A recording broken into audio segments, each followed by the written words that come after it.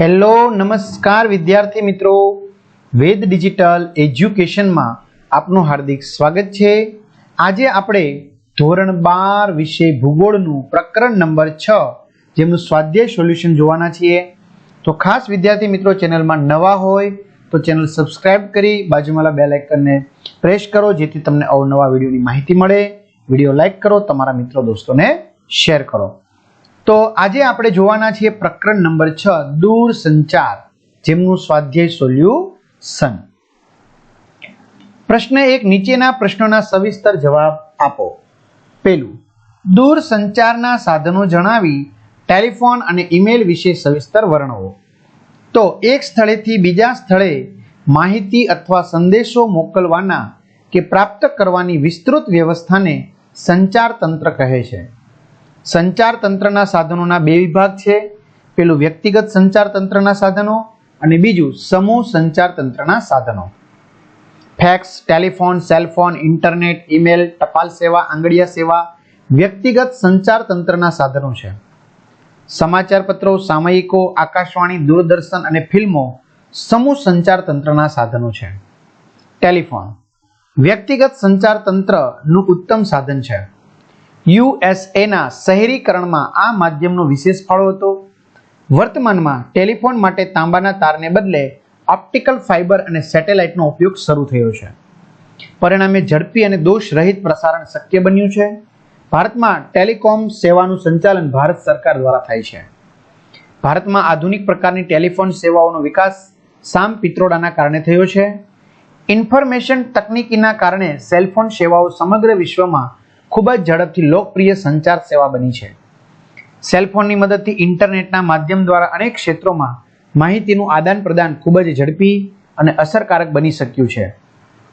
Email internet દ્વારા કમ્પ્યુટરની મદદથી સંદેશો આપલે કરવાની પ્રક્રિયાને ઈમેલ કહે છે। આ સંદેશા પ્રણાલી કાગળ વગરની ટપાલ સેવા છે। જીમેલ, યાહૂ, હોટમેલ વગેરે ઈમેલની સેવા પૂરી પાડે છે। ઈમેલ એડ્રેસ મળી ગયા પછી જેમને સંદેશો મોકલવાનો છે તેમના ઈમેલ સરનામા પણ લખાણ, ચિત્રો, ફોટોગ્રાફ્સ, વિડીયો, સંદેશો વગેરે ત્વરિત રીતે મોકલી શકાય છે। મોબાઈલ દ્વારા ઈમેલ સેવા હાથવગી બની ગઈ છે।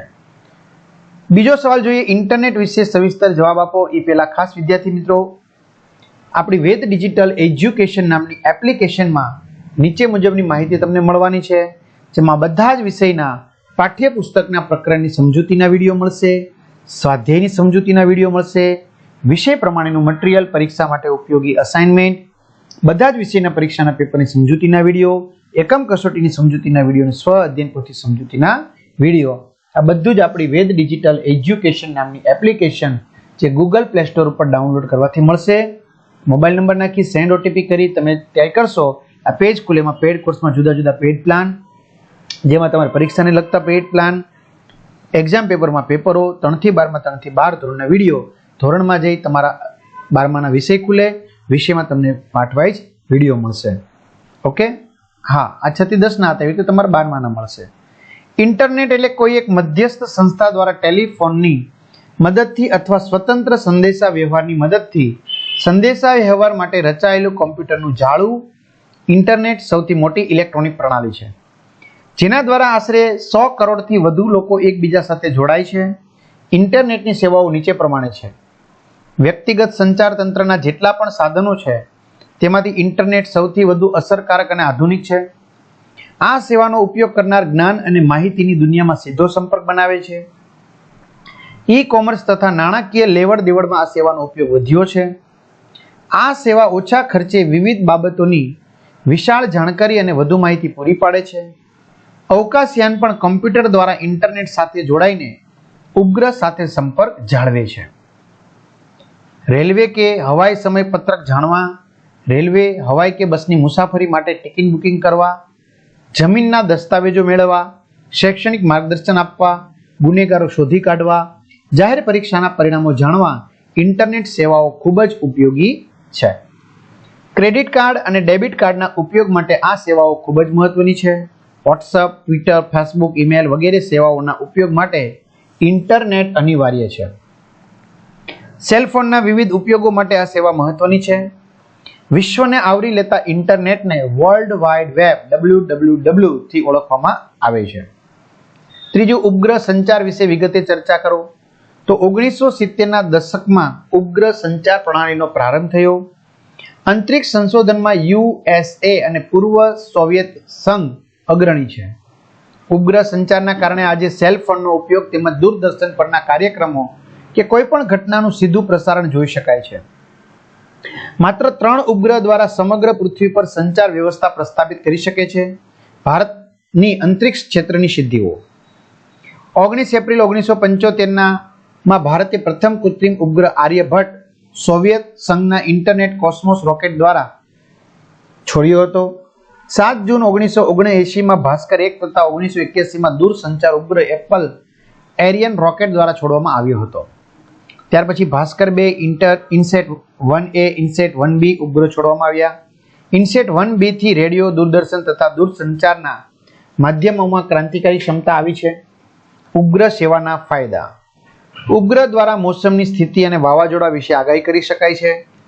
દૂર સંવેદન ઉપગ્રહ દ્વારા જમીન, જંગલો, દરિયાઈ સૃષ્ટિ જેવી કુદરતી સંપત્તિ વિશે માહિતી મેળવી શકાય છે. ERTS દ્વારા પૃથ્વીના જુદા જુદા વિસ્તારોના ચિત્રો પ્રાપ્ત કરી શકાય છે. લેન્ડસેટ ઉપગ્રહો પૃથ્વીથી સંબંધિત માહિતી પ્રદાન કરે છે. શિક્ષણ, કૃષિ, હવામાન, વ્યવસાયો તથા ઉદ્યોગ ક્ષેત્રો માટે ઉપગ્રહ સેવાઓ મેળવી શકાય છે. પૃથ્વીમાં દટાયેલા ખનિજ ભંડારોની માહિતી મેળવી શકાય છે. નકશા નિર્માણમાં ઉપગ્રહ સેવાઓ લેવામાં આવે છે અને પ્રદૂષણનું અનુમાન તથા વિશાળ બાંધકામ માટે માહિતી પ્રાપ્ત કરી શકાય છે. ચોથું, કમ્પ્યુટરના ઉપયોગો જણાવો. વિદ્યાર્થી મિત્રો, ઓગસ્ટ 2020માં પૂછાઈ ગયો છે. તો કમ્પ્યુટરના કારણે અનેક ક્ષેત્રોમાં ક્રાંતિકારી ફેરફારો થયા છે. ઇલેક્ટ્રોનિક્સ સંદેશા વ્યવહારના આ યુગમાં માહિતીના આદાન પ્રદાન માટે કમ્પ્યુટરનો ઉપયોગ થવા લાગ્યો છે. કમ્પ્યુટરના ઉપયોગો. કોઈ પણ ઓફિસમાં કર્મચારીઓની હાજરી, પગારની ગણતરી, ઓનલાઈન પગાર, એકાઉન્ટના હિસાબો તથા અન્ય દસ્તાવેજોની જાળવણી માટે કોમ્પ્યુટર ઉપયોગી છે. ઔદ્યોગિક ક્ષેત્રમાં કાચા માલની ખરીદી, કાચા તથા ઉત્પાદિત માલનો સ્ટોક, ઉત્પાદિત માલનું વેચાણ, વેપારીઓ સાથે નાણાકીય લેવડ દેવડ વગેરે દસ્તાવેજ જાળવવા માટે કમ્પ્યુટર ઉપયોગી છે. બેંકમાં નાણાકીય લેવડ દેવડ, બેંકના હિસાબો, રેલવે, હવાઈ તેમજ બસની ટિકિટના રિઝર્વેશન માટે હોટલ, હોસ્પિટલ વગેરે ક્ષેત્રમાં કોમ્પ્યુટરનો ઉપયોગ અનિવાર્ય બની ગયો છે.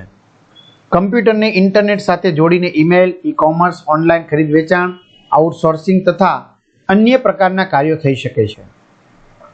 અવકાશયાન દ્વારા કોઈ પણ ઉપગ્રહ છોડવા માટે તેમજ અવકાશયાનને કોઈ ગ્રહ પર ઉતારતા પહેલા તે અવકાશમાં કયા માર્ગે મુસાફરી કરશે અને ગ્રહ પર કયા સ્થળે ઉતરશે અને પૃથ્વી પર પાછું કેવી રીતે આવશે, આ બધી બાબતોની ગણતરી પૃથ્વી પર કંટ્રોલ સ્ટેશનના કમ્પ્યુટરની મદદથી કરી શકાય છે.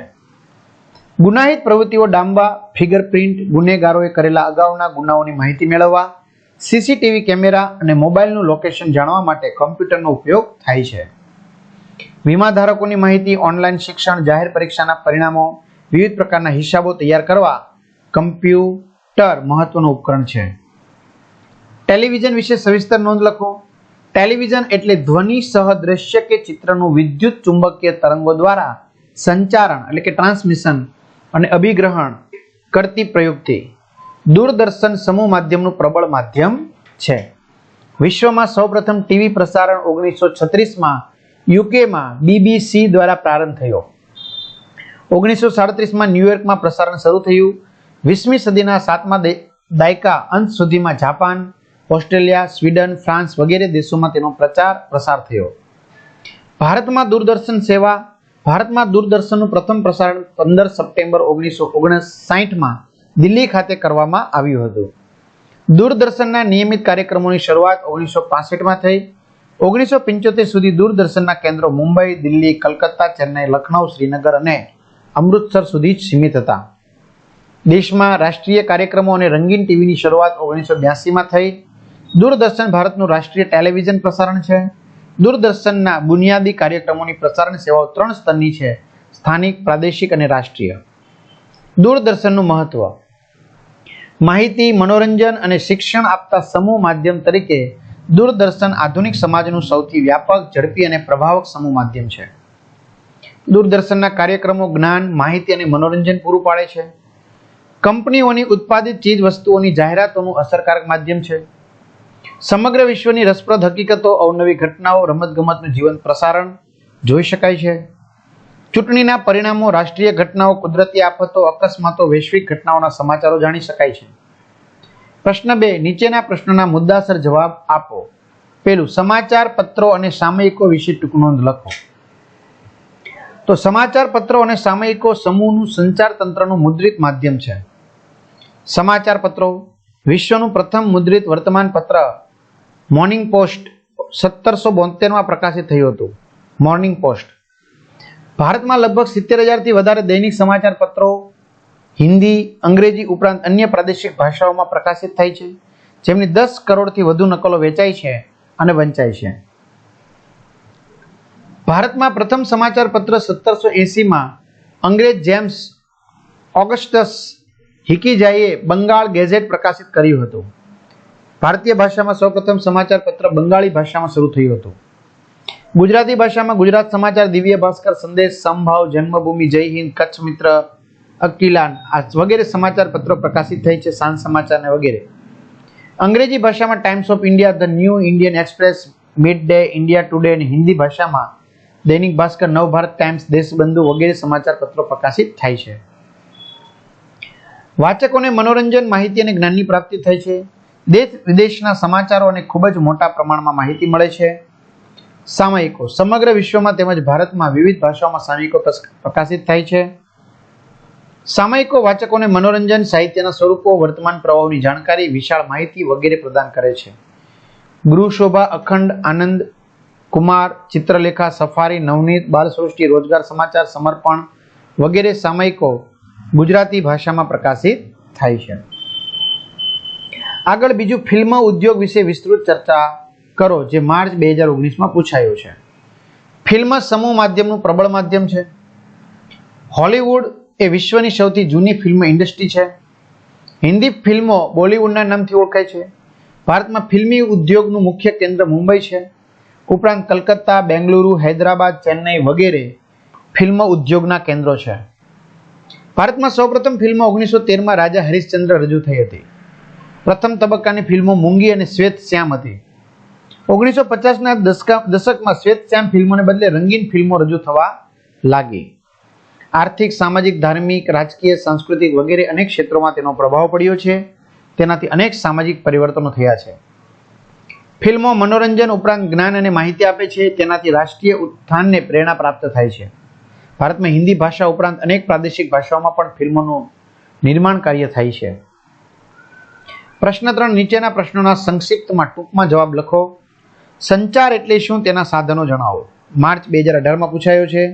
તો એક સ્થળેથી બીજા સ્થળે માહિતી અથવા સંદેશો મોકલવા કે પ્રાપ્ત કરવાની વિસ્તૃત વ્યવસ્થાને સંચાર તંત્ર કહે છે. ટેલિફોન, સેલફોન, ઈમેલ, ટપાલ સેવા, આંગળીયા, કુરિયર, ફેક્સ, ઇન્ટરનેટ વગેરે વ્યક્તિગત સંચાર તંત્રના મુખ્ય સાધનો છે. વ્યક્તિગત સંચાર તંત્રના સાધનો જણાવો, જે 2020માં ઓગસ્ટમાં પૂછાણો છે. તો telephone, cellphone, fax, internet, email, ટપાલ સેવા અને આંગળીયા, કુરિયર સેવા વગેરે વ્યક્તિગત સંચાર તંત્રના સાધનો છે. આ સાધનો દ્વારા વ્યક્તિ વિશ્વના કોઈપણ સ્થળે માહિતી અથવા સંદેશો મોકલી શકે છે અને કોઈપણ સ્થળેથી માહિતી કે સંદેશો પ્રાપ્ત પણ કરી શકે છે. BSNL દ્વારા કઈ કઈ સેવાઓ પૂરી પાડવામાં આવે છે? તો BSNL એટલે ભારત સંચાર નિગમ લિમિટેડ અને તે ટેલિકોમ સાથે જોડાયેલી સેવા છે. આ સેવાના કારણે વ્યક્તિ સમગ્ર વિશ્વ સાથે પ્રત્યેકપણે પોતાનો સંપર્ક જાળવી શકે છે. સ્માર્ટ સેલ ફોનની મદદથી ઇન્ટરનેટના માધ્યમ દ્વારા વ્યક્તિ અનેક ક્ષેત્રોની માહિતીનું આદાન પ્રદાન ખૂબ જ ઝડપી અને અસરકારક રીતે કરી શકે છે. સેલ ફોનમાં ઇન્ટરનેટનો ઉપયોગ વધ્યો છે. પ્રશ્ન 4, નીચેના પ્રશ્નના ઉત્તર 1-2 વાક્યમાં લખો, જેમાં પહેલું, ભારતમાં આધુનિક પ્રકારની ટેલિફોન સેવાઓના વિકાસમાં કોનો ફાળો છે? જે માર્ચ 2020માં પૂછાયો છે. તો ભારતમાં આધુનિક પ્રકારની ટેલિફોન સેવાઓમાં વિકાસમાં સામ પિત્રોડાનો ફાળો છે. ભારતમાં ટેલિવિઝનનું પ્રથમ પ્રસારણ ક્યાં અને ક્યારે થયું? તો ભારતમાં ટેલિવિઝનનું પ્રથમ પ્રસારણ 15 સપ્ટેમ્બર 1959માં દિલ્હી ખાતે કરવામાં આવ્યું. ભારતનો પ્રથમ ઉપગ્રહ કયો હતો? તો ભારતનો પ્રથમ ઉપગ્રહ આર્યભટ્ટ હતો. અદ્યતન કમ્પ્યુટરના પિતા તરીકે કોણ ઓળખાય છે? તો બેબેજ ને અદ્યતન કોમ્પ્યુટરના પિતા તરીકે ઓળખાય છે. આ ઉપરાંત વિદ્યાર્થી મિત્રો આપણે 5મો પ્રશ્ન જોઈએ તો નીચેના પ્રશ્નોના માટે આપેલા વિકલ્પોમાંથી સાચો વિકલ્પ પસંદ કરી ઉત્તર આપો. પેલું નીચેનામાંથી કયું સમૂહ દૂરસંચાર તંત્રનું ઇલેક્ટ્રોનિક્સ માધ્યમ છે? તો એમાં જવાબ આવશે ટેલિવિઝન. ભારતમાં રેડિયોનું પ્રથમ પ્રસારણ ક્યારે થયું? 1923માં. ભારતમાં પ્રથમ બોલાતી શ્વેત શ્યામ હિન્દી ફિલ્મ કઈ હતી? આલમ આરા. બોલાતી છે. ભારતે આર્યભટ્ટ ઉપગ્રહ ક્યારે પ્રક્ષેપિત કર્યો મીન્સ કે છોડ્યો? 1975માં. તો આ સાથે વિદ્યાર્થી મિત્રો સરસ મજાનું સ્વાધ્યાય સોલ્યુશન અહીંયા પૂર્ણ થાય છે. ખાસ તમારા મિત્રો દોસ્તોને શેર કરજો, ચેનલમાં નવા ચેનલ સબસ્ક્રાઇબ કરજો જેથી આપણે અવનવા વિડીયોની માહિતી મોકલી શકીએ. તો અહીં સુધી રાખીએ. અસ્તુ. જય હિન્દ, જય ભારત.